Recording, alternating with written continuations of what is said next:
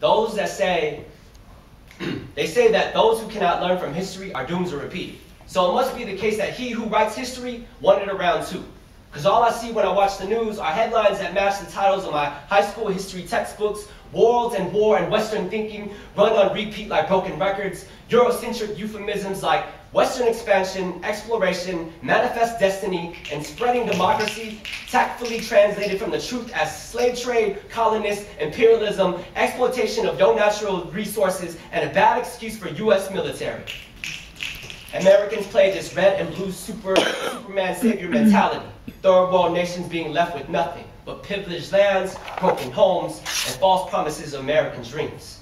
History textbooks are written like a bad version of Lord of the Rings, and I've been bored since the first book. We haven't even talked about world history, American propaganda. Last year's communists is this year's terrorists. The blatant bastardizings of brothers of color to beat them down. So maybe history doesn't repeat itself, but it sure does rhyme a lot. And we're just caught up in a remix. If you don't write your own histories and tell your stories, someone else will. And I'm not saying it's the man, but most of the time that someone is really white, really old, and really male. Someone needs to tell my young students that Vietnamese people, my history, are more than just 2 textbook pages about a war. But we're a culture, we're a people, we're a way of life.